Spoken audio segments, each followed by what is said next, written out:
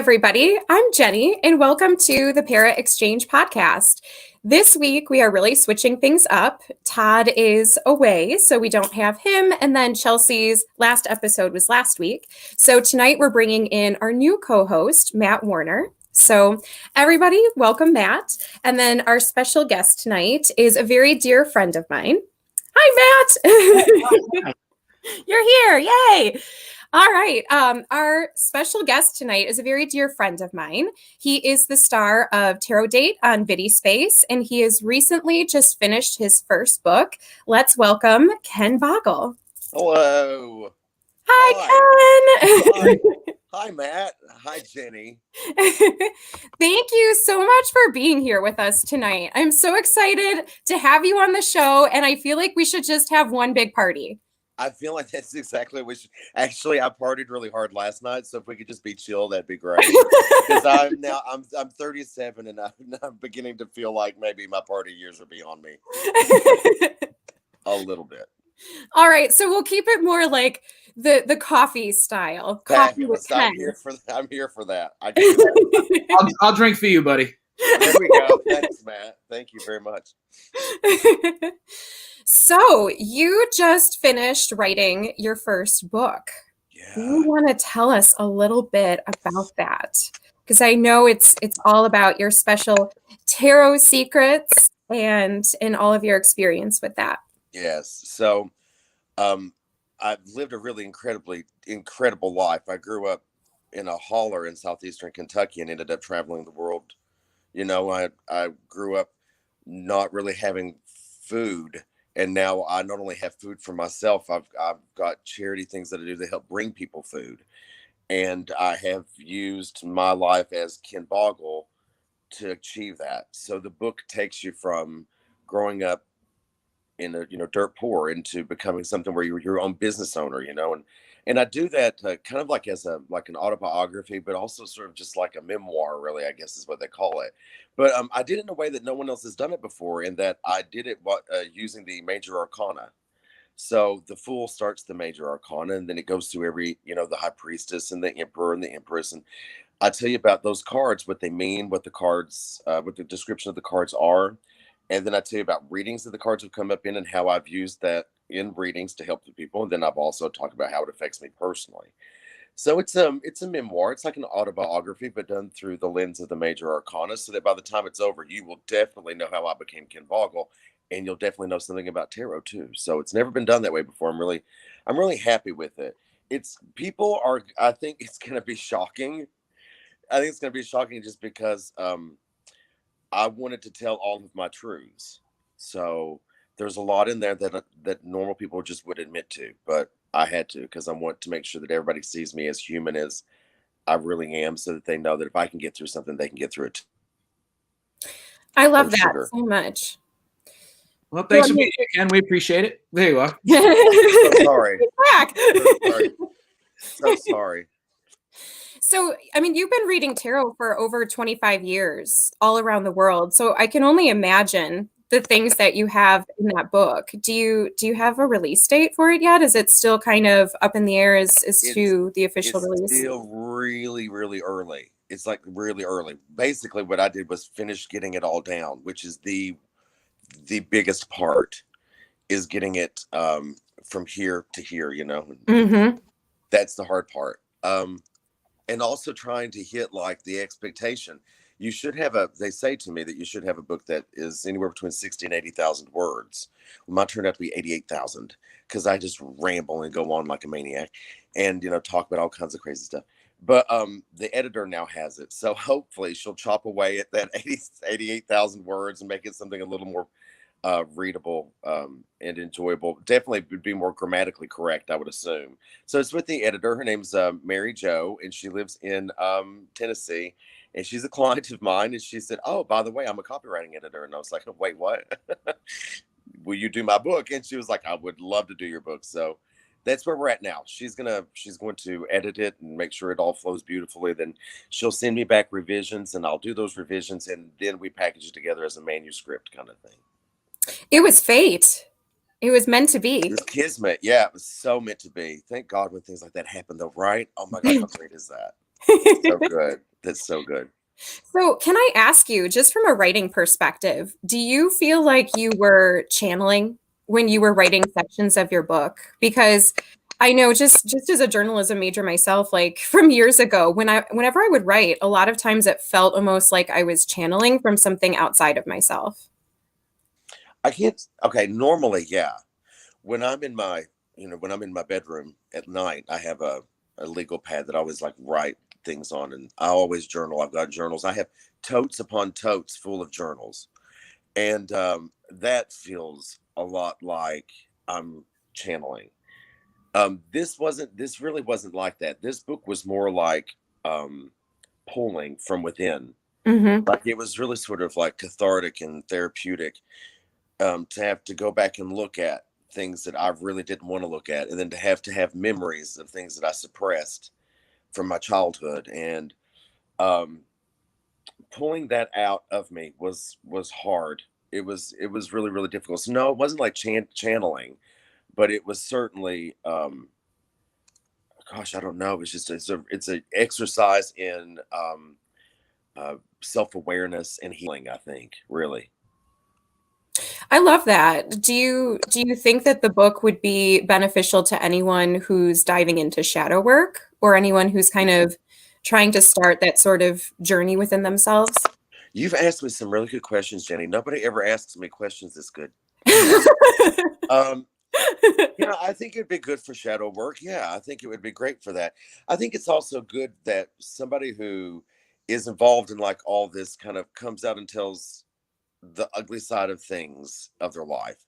You don't normally see that. You don't see people who are going to come out and talk about those kinds of things. So it would give the reader a chance to notice the darkness that they have in their life, or notice maybe the opportunities that they have because of the challenges that they've been given. So yeah, I would say it would be very good for shadow work, I would imagine. Yeah, definitely.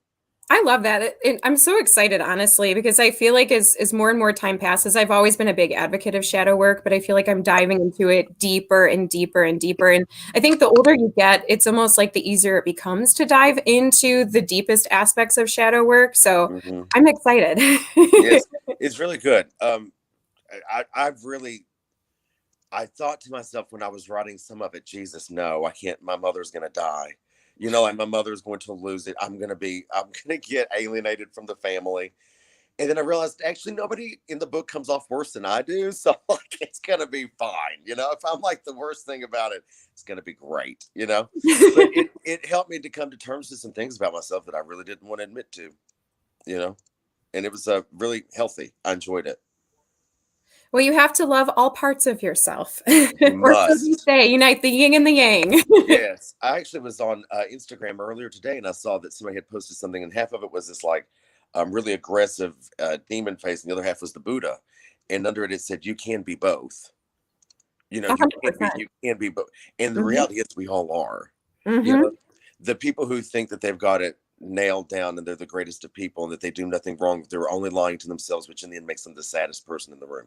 You've got to really be open about who you are and accept that you're as great as you are terrible, because we're equally possessed of both things in our lives. Well, and that's what I really enjoy about you. I feel like you're so honest and you're so authentic with everything that you do. And whenever you read tarot, you 100% tell it like it is, which is why you are my go-to. And you've been my go-to for years because, I mean, even though I read, it's hard sometimes when there's a very like emotional situation involved to be able to see things clearly for yourself. And if I go to you, you will tell me flat out, like, this is the way it is, accept it or leave it. But if you decide to go down this road, it's not going to look so hot for you. Yeah, yeah. I've mellowed though, Jenny. Really, I have. I've mellowed out a lot. And I You don't. have. No, I mean you totally have, but I respect the bluntness. I do. Oh I well, love thanks, that. thanks. Not enough people are blunt. I appreciate that, but I don't know. I think it came at a point where a lot of people kind of expected me to. I don't want to say anything like nasty, and I don't want to cuss, but I think a lot of people expected me to be kind of like a jerk. Best word I could possibly use. And it wasn't that I was trying to be a jerk for being a jerk's sake. It was that I was trying to illustrate to you, look, you're in the moment. You're at a crossroad. do the right thing and make it right, or don't. Either way, I don't care. You know, I just want you to, I care about you as a person, or I wouldn't be offering you these options, you know, and I wouldn't waste my time if I didn't care. You know what I'm saying? I was like, but in the end, you're the one that has to suffer it. So let me shake you a little bit and let me kind of wake you up and say, okay, now wait, look, it's really game time. You know, like we're clock in, it's time to work. So I think I never really meant to be like a Simon Cowell of tarot, but it kind of happened, didn't it? No, I would not American compare Idol you to about him. You're terrible and the world hates you. You know, no, No, you are loved. Otherwise, people would not be logging on to watch Tarot Date all of the time on VidiSpace or your coffee chats either. So, I mean, you do very much have a following that I think is really phenomenal. And I'm unbelievably overwhelmed by that too, though. It's such an unbelievable thing to me. And in reality, the love I have from people who follow me and the people who get readings from me are, and this is the truth, and it's uncomfortable to say out loud, but this is the truth. They're really the only love relationship I have. I mean, I don't have that great, wonderful, romantic part of my life anymore. But so I get that lonely kind of sad feeling. I always flip my phone and I read messages or comments or read videos from people or read private messages from people, and it makes the world seem a little bit bigger. It makes me feel a little bit more fulfilled. I really, at the end of the day, wouldn't know where I would be or who I would be or what shape I would be in if I didn't have the people that I have. And I don't really even like to say that they follow me. I just think they're my really good buddies, and that's it. You know, that's why every time I ever do anything, I say, "Hey, it's your buddy Ken Boggle," because I really feel like we're friends, and I think we're gonna get along fine and have a cup of coffee, which I skipped this morning. I actually couldn't make it. So we pre-planned this last night. So Elizabeth Saint was like, "Ken will not be there tomorrow. Don't ask. He got lost in the full moon. He's not gonna be here tomorrow." Too much partying. Too much party. I mean, we really tore it up. But anyway, yeah. You know what? Good for you, though. I'm glad you had some fun. Jenny, it went on until like 3:00 in the morning. I can't do that anymore. Like, I'm totally off that. Like, I'm going on a diet. No more parties. Till next week. The point, like, I had to ask people to leave. I was like, "Can you leave my house? Like, can you please? It's like 3:00 in the morning." So bash at the Mystical Emporium? It was a huge bash, but that's what happens, isn't it? I go out for just like I live in a really beautiful town. It's a lot like Stars Hollow and like the Gilmore Girls or something. I love Stars Hollow. It's very picturesque and it's very sort of gorgeous. And I live on West Broadway, which is the hottest street in this state capital here. And I'll go out and have a cocktail. I'll go out and have dinner and a cocktail. Then that goes to cocktails. And then I end up at a bar. And then everybody in the bar comes with me. And we just come back here to the house. I make like hors d'oeuvres and like meats and cheeses and crackers and jams. And we're mixing cocktails. And next thing you know, it's 3 a.m. and I'm begging people to leave me alone. Like I'm begging people to go home. Yeah. So that's what happens, though. That's it. Gotta stop. So, can you actually tell us a little bit more about your Mystical Emporium? Because I know when you first moved in, you were sending me some footage about the rooms that were perceived to be haunted. So, what is the activity like? So, it's mellow now. When I first moved in here, it wasn't so great. I had a really hard time with it.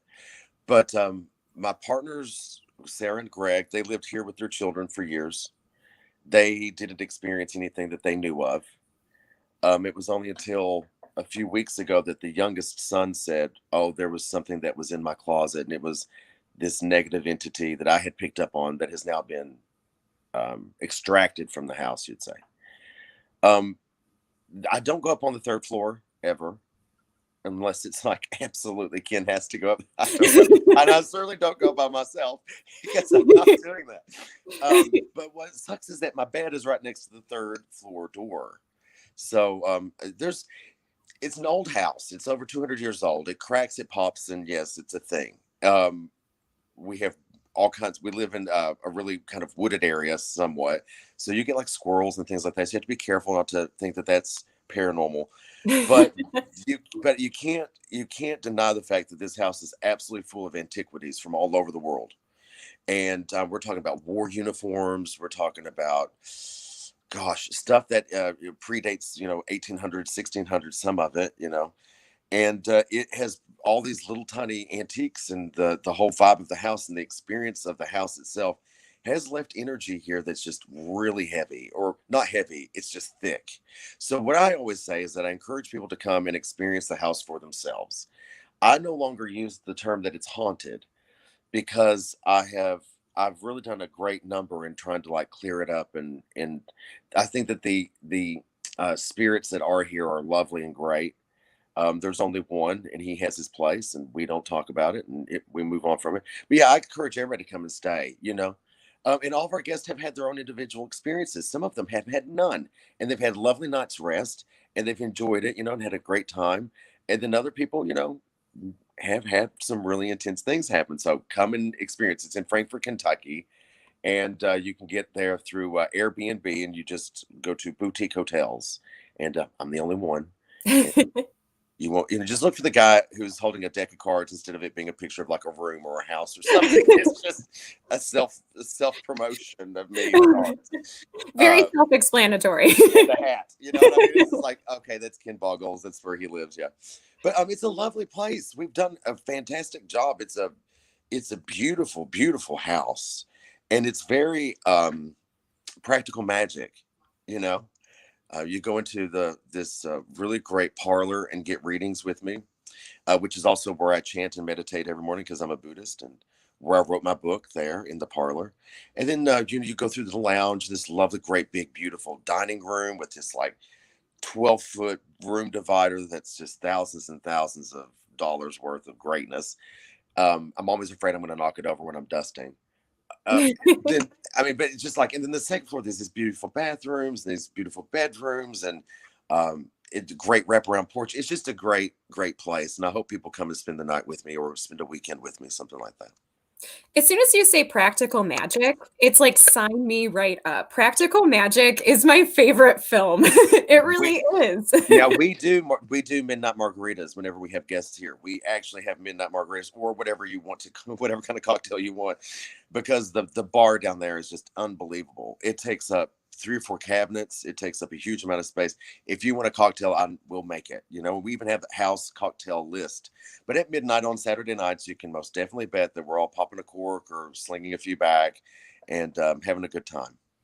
I am so excited to come visit you. Can we be Sandra Bullock and Nicole Kidman? Well, I'm so Stalker Channing that I can't stand it.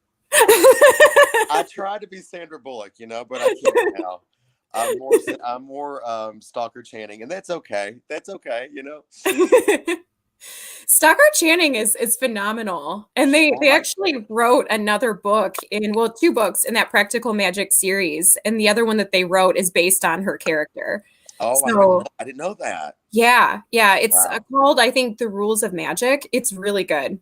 Wow. Okay. So if you like her character, you should definitely pick it up. I think it was Sandra Bullock who said that one of the ants was sugar and the other ant was salt. And I knew immediately which one I was. You know what I mean? Like, how I fit into the equation of it. So let me ask you, since you won't go to the 3rd floor unless you absolutely have to, have you thought about doing anything to kind of maybe switch up the energy in that part of the home? Anything like lesser banishing ritual, anything to try to like move that out? Or did you feel like it would just stir things up more? I went up there and had a conversation and said, nothing exists here but light and unconditional love. If you can't be mellow with that, then you're stuck here. And this is where you'll stay. And then, because I'm not going to push you out of my house. So don't, you live here, I live here. We can be roommates, but you now exist in this tiny little area. This is where you're stuck. That, and my partner, Sarah, does amazing stone work and energy work, and smudges like a pro. So she actually smudges me, which is a task and a half. But so we've done that, and it's made a tremendous difference. It's made a really big difference. And also, my friend Carla brought me a puppet, a Groucho Marx puppet, and he's lovely. He's about 3 feet. He's sitting in a chair over there looking at me. He's a huge puppet, anyway, I immediately was kind of a little weird. I'm like, I've seen Annabelle. I know how this is going to go. I've seen Annabelle. But she handed him to me, and I had to take it. And when I did, I felt like this puppy was in my arms. And I was like, oh my God, what an unbelievable energy. And it was literally like holding a happy baby boy. And so I brought him into this library, and I sent him down, here in the library. And since then, the whole second floor energy has been flawless and beautiful. So Groucho Marx takes care of everything. I walk by him in the mornings with my cup of coffee. I'm like, hey, Grouch, and he's like, of course, he says nothing back because he's a dummy. But I talk to him all the time. I love that. The energy of it is just so unbelievably great that it bums me out when people are afraid to like hold him or touch him, because it really is, you're missing out. But little things like that make a huge difference. And I think the longer that you can keep a house clean, put good vibes in it, laugh as much as possible, and love as much as possible, it turns things around. Open the doors, let the light in, live in the light, and be happy in the light. And the light will keep you. And where light exists, darkness cannot also exist, in terms of light. So that's what we've been doing now since November. And it has been awesome, really awesome. I love that. And I completely agree. I think so much of a home is made up of what you put into it and the energy that you allow to exist there. So as long as you don't allow darkness to overtake, then you're only going to get something really beautiful. That's right. Absolutely. Yeah. Absolutely. And I think that our guests have brought their own beautiful energy in here too, and left their little mark here and there, which is really nice. It's really, really nice. We had a Mardi Gras redo party because during Mardi Gras, we had a snow and ice storm in Kentucky. Really? Yeah, it was a beast. And it was like 2 feet of snow when you put it all together. But anyway, we had to reschedule, and we finally had the Mardi Gras party, and people left beads everywhere, just beads everywhere. So there's little things like that. And people also leave mirrors. We have a room called the Smoky Mirror, and people will leave things like that in there too. So there's little pieces of people that I love and have loved for years, and people who followed me or have been, watching my stuff for a long time, and they leave pieces of themselves here too. And it all adds to the loving environment that is now the house. That's so interesting that they leave mirrors or like pieces of mirror. Yeah. So, they always say that mirrors are essentially spirit portals. Yes. What are your thoughts on that? Okay. I personally don't like mirrors. Neither do I. I did when I was young, my granny who helped me develop psychically. I was 8 years old. So she was teaching me how to scry. It was just one of those other tools and techniques that she was teaching me. And she basically took me to the room and set it all up and said, okay, now don't come out until you see or feel something, and then come back. I was like, okay. And I sat there, and suddenly the whole thing got really heavy. And I saw this man who was so overweight and unhealthy. And I saw he had this huge beard. And I saw he had long hair, and it was falling out. And it affected me so deeply that I cried. Like, Granny came in and she's like, oh my God, baby, no, we won't ever do that again. It was probably 20 years later that I ended up rupturing some discs in my back, and ended up, that's when I started developing the spinal disease that I've got, it's a degeneration of your spine. I can't remember the name of it, spinal stenosis. And we'll all get it eventually, but I got it at 28 because my spine started to deteriorate. I started then getting all the medical procedures done and leaking spinal fluid. And for a long time, I couldn't walk because they had to patch my spinal column with collagen so that I wouldn't leak spinal fluid anymore. And in the course of that, I gained about 100 pounds.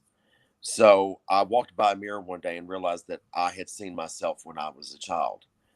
When I was 8 years old, I saw myself in the worst shape I've ever been in to date. I had a beard down to here.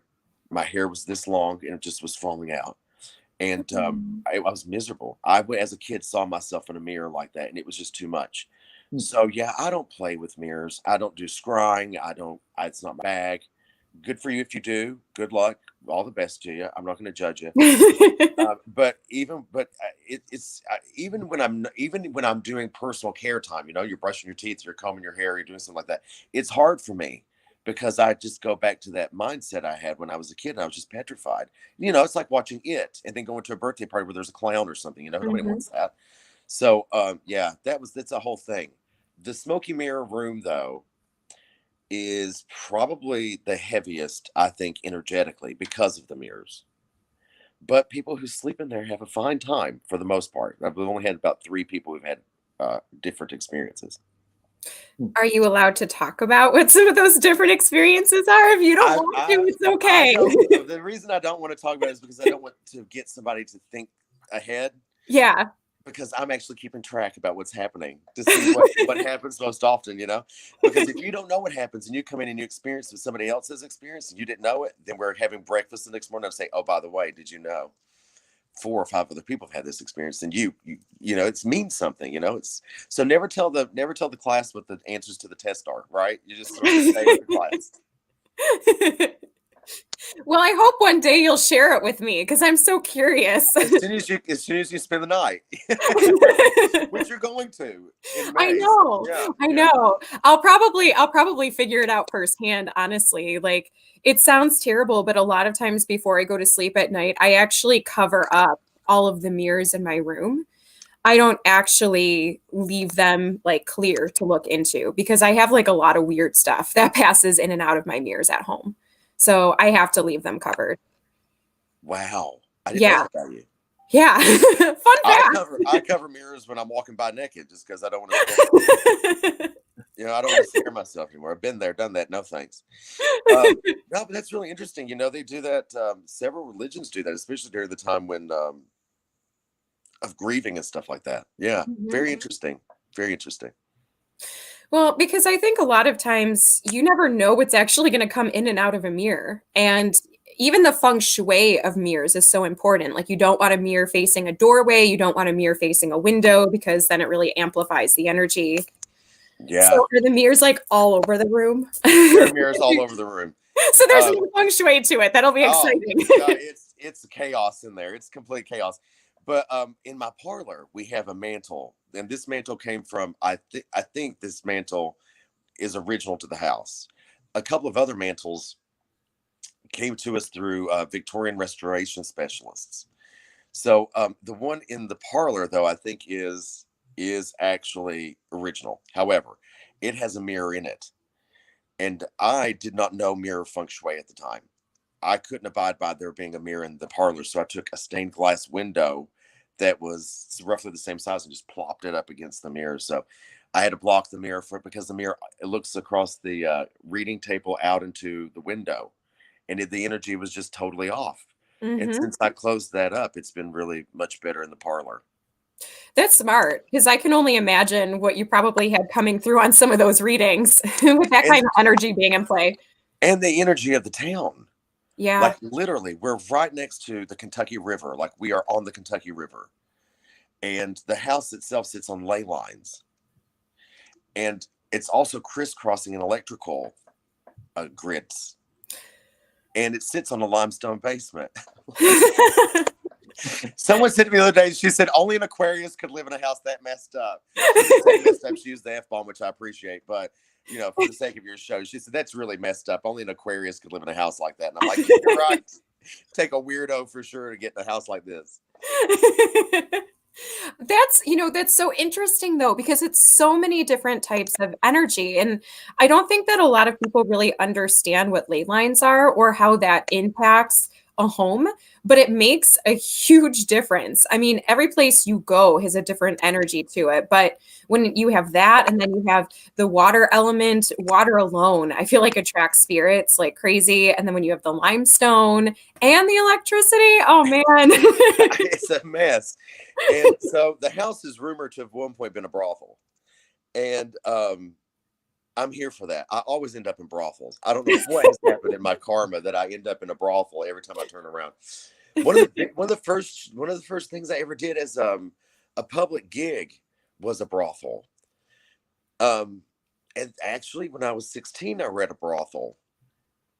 They've been a repeated thing. Anyway, so there's that energy, but then there's also a lot of like sad, heavy energy because the house is set dormant for a long time, and it needed to be renovated, and there's so much stuff that needed to happen to it, and it was going from one bank to the other. Then it was foreclosed on several times, and um, I think when I first got here, the house was just full of energy, but the energy was sad. It was so Mm. sad.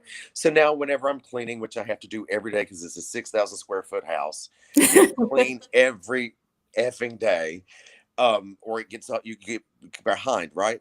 But anyway, as I'm cleaning, I kind of will whisper to the house, like, "It's okay, girl, I love you." Like I'll brush her and polish her, doorknobs and things like this, and like clean all the furniture. And I even sometimes will pet the staircase because it goes this beautiful etched wood, just this beautiful etched wood, and it feels just like a rib cage. So I pet it and tell her she's a good girl. And the house itself literally kind of hums a little bit. She's like, like, oh, I feel better now. There's somebody who loves me and he's going to take care of me, And it's really a very comforting thing. I believe that houses, like anything, can absorb energy. And the energy we put into them is the energy we get out of them. And she hadn't had the house, is I refer to as she didn't have a whole lot of good energy there for a minute, and it bummed her out. So I'm here now, and we got our own little weird kind of relationship. We call the house Victoria because it's a Victorian house. So yeah, we call her Victoria, and we sometimes call her Vicky, and I think she really digs it. I think it's very kind of cool. I love that you named your house. Well, honestly, you name a car, right? You name your car. Yeah, I do. I name all of my cars. They all have names. Okay, I name my houses. That's what you do. This is what you do. I feel like I will definitely be naming all of my future homes too. It's just because, your property, like everything takes on almost like a soul of its own based on the energy. And I almost feel like that space is more kind and giving back to you when you acknowledge it for its own personal energy and kind of feed into that. So I love that you talked to your home and that you named it. I do. And it is like, I'm seriously, it's like petting a thoroughbred, like, I don't know if you've ever, been around horses, but, just pet them and love them. And they'll love you right back, and that's what this house is like. And I think it was rumored to have been a brothel, but I think she certainly was, because when we got that zoning approval, the house cheered a little bit. I could feel the energy lift. And I think she wants to go back to work. I think she wants people in here. I think she wants people to enjoy her as a business. I don't think this house should have ever been just like a live here home. It should have always been a business of some kind, I think. Yeah, she's happy when she's working. She's just like me. Me and the house have so much in common. Well, we'll have to spice some things up with love magic. Oh, yes. When I come. We must. That's an absolute must. Absolute must. We'll do all the love spells and maybe it'll tap into some of that brothel energy, right? I need less brothel energy and more husband energy. You understand? Like I've got, you know what I mean? Yeah, I got you. I need less brothel, less brothel, more hubby. Yeah. Less sexy times. Okay, I got you. I'm thinking about things right now. Yeah, that's exactly right. That's exactly. I mean, I've gotten sexy times down. I'm just looking for somebody who'll call me the next day. You know what I mean? Like that's where we're at now. As being Ken Boggle.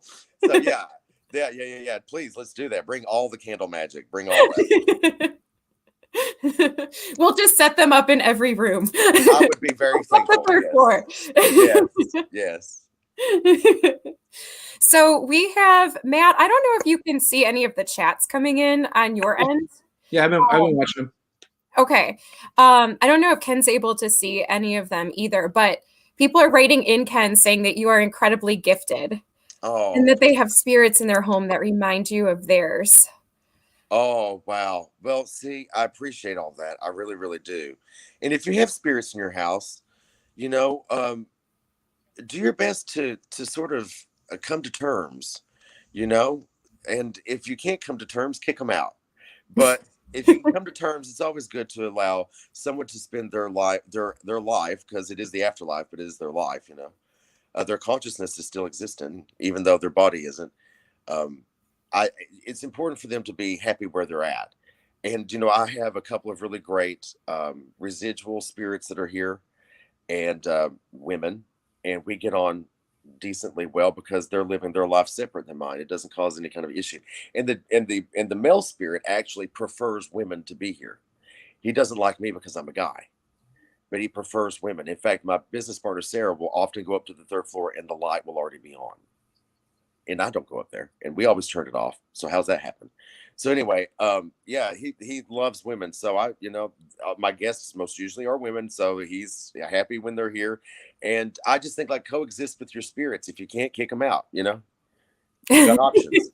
We did have a question that they just popped up on the screen. Can people stay on the third floor when they come there? No. No. I don't allow it. Okay. That was my boyfriend specifically that asked. Was it really? No. That, because as soon as you said that, I was like, well, that's where I want to sleep. Well, I mean, you'd be different though, Matt. You're not going to be. Fair enough. Good to know. You understand? I can. If you're a paranormal investigator, and you have been in old homes before, yes, I would allow it. Just because it's dangerous. Excellent. It's dangerous up there. Like not in terms of spiritually or energetically. Put that aside. That third floor it needs remodeled. It needs work done. And if you're a person who just kind of lollygaggy, kind of, do lolly, I can't have you up there because you'll trip and fall and break something, And I've got really expensive stuff up there. I can't have you, or your legs. Don't break my things. Don't break your legs. But if you're a seasoned paranormal investigator and you want to do that, well then, yeah, you can come message me and then we'll sort something out. I don't know why you'd want to do that. I have these lovely beds down here. You know why people like me want to do that? We live for that experience. I'm a thrill seeker. I want to get thrown out a window. I want to get thrown downstairs. I want all that stuff. That's why I do it. If you make me file an insurance claim, Matt, I won't forgive you. I'll sign whatever waiver you want. Okay, I've got a waiver. That's fine. It. Whatever you want. Matt, come on down. I've got it. Third floor is it. Matt's got the third floor. It's done. I wish I knew this last week. I was down in Kentucky last weekend. I wish I'd known. Were you really? Yeah, I went down with a group of friends for Waverly. Oh, well, then you were just like 45 minutes an hour away. I wish I had known. I would have slept in the third floor the night before. You very well could have. That would have been like, later, Captain. I'd have left you to it. You'd have been fine. So you go on paranormal investigations pretty regularly, don't you? Not anymore. Because you were for a while. I know you investigated Eloise with DPX here in Michigan. Eloise and the Rhodes Hotel in Waverly and the Ohio State Reformatory. I'm leaving a bunch out. A bunch. Mostly my investigations have been private homes. Probably I've done that, since I was 15. So 22 years I've been going through people's homes and reading it in terms of reading the house and figuring out what's there and what to do about it and then doing something about it. Mm-hmm. As a child, I was always reading everything and had no idea until Granny started helping me out. But yeah, I don't do much of that anymore just because I read probably 6 days out of the week. I have guests every weekend, usually until I think the last booking we have right now is the last weekend in May, I think. And so I stay really very busy. And when I'm not doing that, then I'm doing websites and social media and all the things that you got to do to make the wheels spin and keep all the money coming in and making sure everybody's happy and everything's working. And so I don't really have a whole lot of time to do that anymore. Also, I think it took its toll. When you've done something that long, even if you're very, very well protected, you do something that long, it sticks. Something happens. Mm-hmm. And that's why when I retired, because I thought for sure I was never going to do this again. I really thought I would never do it again. So when I retired, that was the one thing I was really very happy about, was that I wasn't going to go into some environment where there was a husband and a wife and maybe their children, or maybe it was a single mother. I remember there was this one chick who had 3 kids by herself. They were living in this house. The house was just overran with negative, dark energy. I wouldn't say it was demonic, but I'm saying it was negative and dark to the point where they were sleeping in the same room. Sometimes they were sleeping together in the living room. You could watch the shadows bounce around the house, and it's hard to see. She couldn't afford to get out. The kids couldn't do anything about it. They were all suffering and they were miserable. And you think I'm not going to take that home with me? Oh my God, it broke my heart. It still breaks my heart. I don't know what they've done now, but it was just a rough time. So not seeing those things has made it a little bit easier for me. So, can I ask, do you feel like you have been able to help spirits transition from some homes that they've been locked in? Yeah, I have. Usually I wager, or I kind of examine exactly how heavy it is. If it's something that I know is beyond me, I don't even try. I call people and they go and they do it. Shamans and things like that, people that I know that are really, really good at it. Because I think the best thing you can do as a paranormal investigator or as a psychic and a medium is know your limitations, know your strengths, know your weaknesses, know it, and that way you can better serve the client, you can better take care of the family, you can better do, you can better be a better investigator or what have you. So no, I don't normally do that often. I did, however, just a few weeks ago, move on a client's father. He was stuck in a limbo state where he felt very apologetic for the things that had happened between he and his children. But he also didn't want to let go of his wife. They were very tight. And so she couldn't let go of him and accept his passing. He couldn't let go of her and accept his passing. And we moved him on. It took a couple of hours really to chant and pray and meditate. And when I do it, I'm lighting candles and I'm lighting incense and I'm deep into prayer. And it's I don't know if it's ever been recorded. I don't think anybody has any film of me doing it, but it is certainly something to see because I invest my whole life into it. My whole life is to get this person to move forward. However, if they're a negative dark entity, I call my friend Steve, or I call my friend Joanna, who's a shaman. I love shaman ladies; they're so cool. And they go in and they deal with it because you got to know your strengths and you got to know your weaknesses. So, when you were learning how to do this and kind of figuring out more about how things worked within the spirit realm, how were you able to identify what would be considered as like an earthbound spirit who's trapped versus residual energy versus like a spirit who's technically crossed over but still kind of like lingering? Right. So the way it's explained to me and has been for the last nearly 30 years, because I've done this now for 29, psychically developing and speaking to spirits. Started when I was 8. I've almost done this for 30 years. That makes me all kind of old. Anyway, No. I feel like maybe it is. So the way it's explained to me is that even when a spirit does pass on, they can come in visitation. They can come in visitation. They can look over. They can stay with. Same thing in limbo. Um, Same thing in a hell state as well.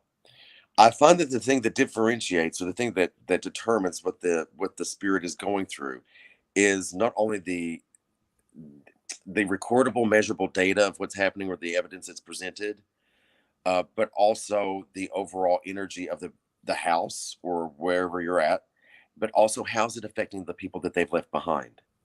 Because to me, and from the way it's been explained to me is over the course of these years, is that we're a mirror. Those who've passed on are experiencing sort of the same emotions as those that were left behind. So if you're having trouble accepting and moving on and these sorts of things, you're holding a piece of that person. You've got to allow it. You have got to love them and celebrate their life and allow to release them, because chances are they're on the other side holding on to you too. And you do that for too long, and it starts. What did Ed Warren call it? The ghost syndrome. Yeah, it starts the Yeah. ghost syndrome, the haunting syndrome, I guess. Um, so it's really important that we who are left behind do the best we can to celebrate, lift, and love and release. It's hard. It's so hard for us to do. Of course, it is. You love these people, but it's important to do it because they deserve the chance to move on. They can still come a visitation, but they need their time to rest. They need heaven. They need peace. They need we like we all want, right? I mean, like we all need. But this is the big rest, and they need it, and it's a part of the conscious journey, or the journey of the spirit and the soul.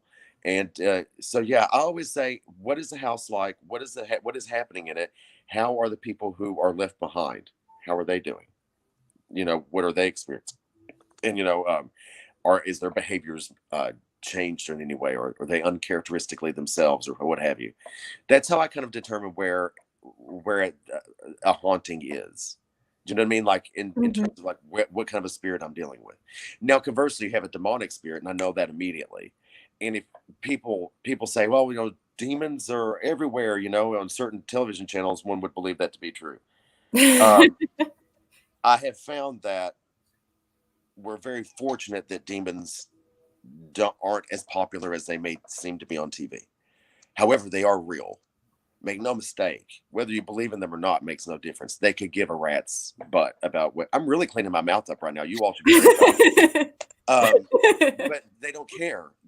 Demonic energies, devilish energies, they don't care whether you believe in them or not. They will still wreak havoc in your life because that's what they love to do. In fact, it makes their job a lot easier if you don't believe in them. So with everything, go forward with caution, especially if you're a paranormal investigator who's new, or you've been doing self instruction, or I don't know, maybe don't do it if the most instruction you've ever received is an episode of Ghost Hunters back in 2004. Maybe don't consider yourself a paranormal investigator. Certainly don't come to me crying about the adverse side effects that you're having if you didn't learn how to do your damn job. You know what I mean? Like, I can't, you know what I mean? So yeah. So how would you define a hell state? Because I know that you mentioned that a few moments ago. A hell state. Okay, and now remember, we're all mirrors. So this goes for our lives here as living beings, and it also goes for our consciousness and our souls and our spirits. A hell state is a state that's completely void of light. It is no benefit, no happiness, no love. There is only suffering. There is only pain. There is only rumination of horrible or repetitive negative thoughts or energies or heaviness, these sorts of things. A hell state is a place where nothing feels good, and it seems like it will never feel good again. It's almost like it's like a dementor, really. It just sucks all the fun out of your life, and you can't. And this is why people who are dealing with these kinds of things often end up bankrupt. They often end up addicted. They often end up abused or abusing or using, or all these things. Murders sometimes happen in houses like that. So you have to be very careful when you're going into a place that's heavily latent with negative energies and demonic energies like that. I can feel it as soon as I walk in. I know it.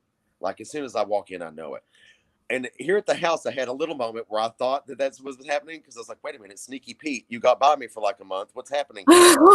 Because things are starting to and I'm like, wait a minute. This is all and I was hearing the knocking, and it was like 3 taps. And I was like, huh. And like it would happen throughout the day. And I'm like, okay. And I would then say, do it again. And nothing would happen. And then I would go on about my business, and then bang, bang, bang, like 3 knocks again.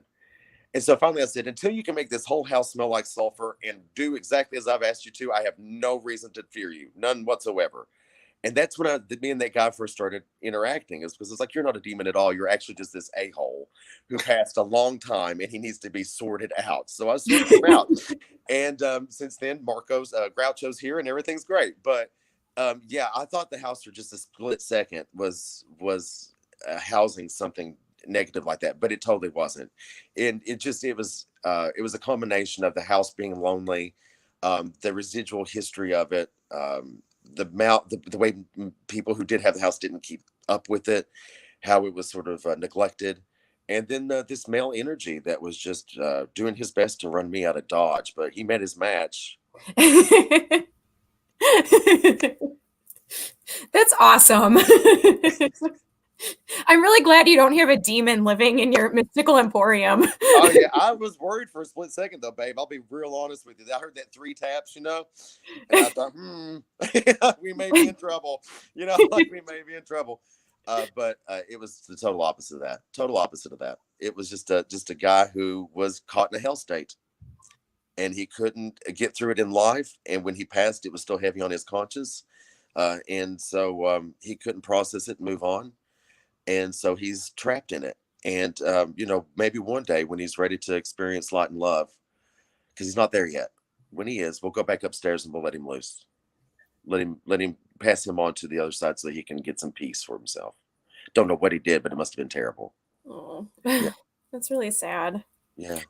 So this is probably going to sound like a really far out question, but I'm like, why not? Why not ask this? I love far out. So, so since everything is energy, and since people can create their own health states for themselves and essentially for the home that they're living in, which then can last well beyond the life of that person, do you think it's possible that people can create health states and send them to other people, or essentially transfer that energy over to another living person?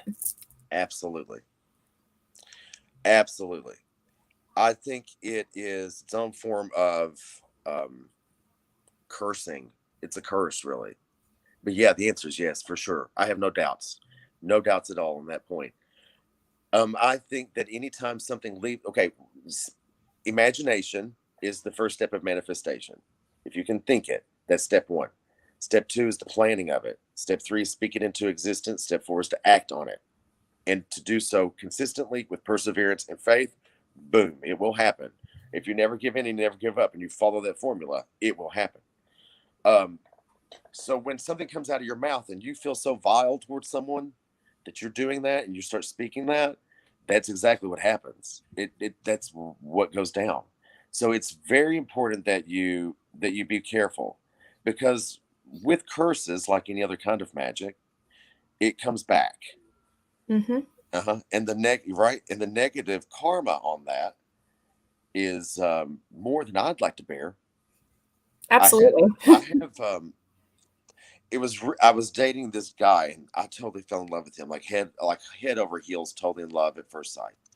And everything was just wonderful and great. And then boom, it wasn't. And I sat with it with such anger that I couldn't process anything other than my anger. And I really thought to myself, I cursed the day I ever met him. And then I stopped and I was like, wait a minute, bite your tongue, because that's not you.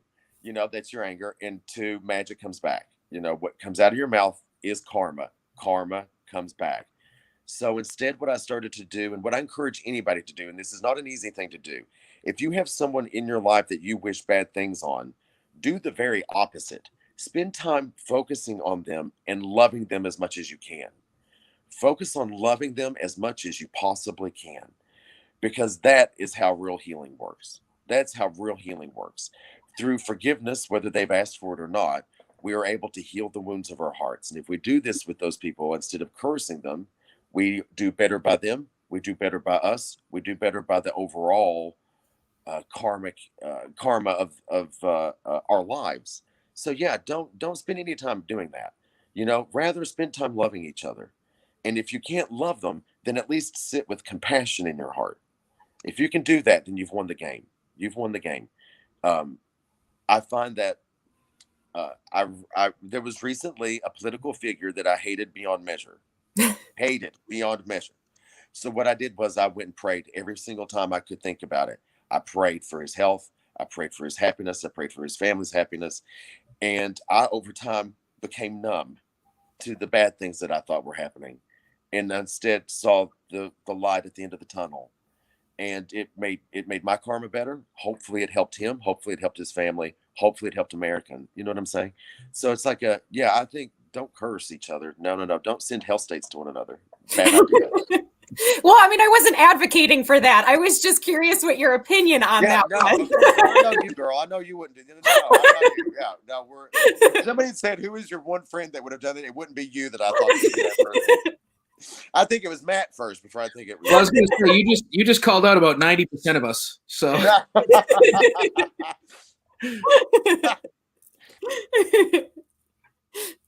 No, I think that's a really beautiful message, though, especially in the world that we live in today. There isn't enough light and love being spread out there, and there isn't enough forgiveness. And I really think because, we're going through this ascension, as it were, that I think really now is the time more than ever to send forgiveness to everybody and everything. Yes. There's never enough. Just keep going. Forgiveness. Just keep going. What I always do is I always try to imagine in my head people that I really love, and I put them on the left side of me, right? So this is my meditation. I take all the people I love and I put them on the left side, and I cultivate all the good love I have for them, and all the good vibes and how much I appreciate them. Then one at a time, I start slotting in people that give me grief. And I don't move on to the next until I have actually moved that person from the right side to the group of people that I love. And then I add in another. Then I add in another. Sometimes the brain needs time to reboot because you're sitting here thinking about, oh, I loved my granny. She was really great and wonderful. Then you think about that, the guy who cut you off in traffic, and you're like, I can't. The brain has to it takes a minute to reboot, and you're like, I can't be compassionate toward that guy. But eventually, with effort and consistency, it works. But that's how I do it. I try to do that with everybody. I really, really do. And I try never to say a foul thing about anybody. To be divisive anyway doesn't help either. I think it's so wise. And I'm going to start doing that meditation because I've had a lot of people cutting me off in traffic lately. Or just being in general nasty people. Have you noticed how nasty people have got lately? I thought it was just a 2020 thing, but these people are holding on to it. They're not letting go of their anger, dog. They keep playing. And I'm like, I ain't here for that. I am not here for that. No, thank you, miss. So we only have a few minutes left, but where can everybody find you? Where can they follow you? Do you have any upcoming events? Anything you'd like to? I do. I have 2 upcoming events. One is the Minnesota Paracon in July. I think it's July the 8th, that weekend. The other is the MGM Grand in Las Vegas. I'll be doing that in December. We're also talking to maybe doing something at the Hinsdale House. I don't know. Donnie, my agents, my manager's talking to Mr. Dan about it. See what Mr. Dan says, but he's booked between now and forever. But anyway, we got a couple of things like that coming up. We've also got a new thing can happen with Cosm because Video Space has been acquired by Cosm, and it's the new streaming platform that's that. Elizabeth Saint's running it solely by herself now at the helm. Way to go. And I love smart, powerful women. It makes me very happy. Yes. Yes. Anytime I see women succeeding, I appreciate it. And I sing their praises from the rooftop, you being one of them. Oh, thank you. Well, now, just being real. But then the other things I'm doing is that, I'm doing the book will come out this year. But if you want to follow me, just Google Ken Boggle, Boggle. Go to my Twitter. That's where I share a lot of opinion stuff of mine. It's also where I'm kind of have fun. My TikTok is all fun all the time. I'm killing TikTok, killing it. Go to Ken Boggle on TikTok and enjoy some black and white music videos that I do by myself in this great big house, like a nutter. And they're hilarious too. Anyway, I'm also on Instagram at Ken Boggle. Everything is at Ken Boggle. You can get to my Facebook is Ken Boggle. I think I have a Pinterest where I maybe have one thing pinned. Maybe it's a Stevie Nicks poster. I don't know. I don't use the daggone thing, but it's there if you want to follow it for whatever reason. And then I don't know. I've got everything except for an OnlyFans account, but let's see what happens. Well, thank you so much for coming on tonight. Honestly, this was just such a joy, and it was such a pleasure to get to talk to you about all of the fun newness going on in your life and all of the excitement in your tarot world. So just thank you so much for being here. Oh, it means the world to me. And if anybody would like to have a tarot reading with me, and you can't be here in Kentucky and do it at the Emporium, go to tarotbyken.com, all one word, tarotbyken.com. Fill out the contact booking form. It comes directly to my email. I schedule it myself, so I will be in touch with you as soon as I get it, and we'll get you all set up for one of those. And thank you both for having me on. Matt, I don't think you and I have ever met in person, so this has been really nice to kind of see your face. We met in passing at SalemCon a couple of years ago. It was like 2 ships passing. Oh, yeah. That was about it. I may not have tied one on there, Matt. Yeah, there was a few of these involved. Yeah, maybe That's what SalemCon's about. Well, I turned it on, that's for sure. But anyway, thank you both for having me on. I appreciate it. I really, Thank you for being here. Thank you again. And I hope that everybody has a wonderful Sunday evening that's watching, and we will see you 2 weeks from now. Bye.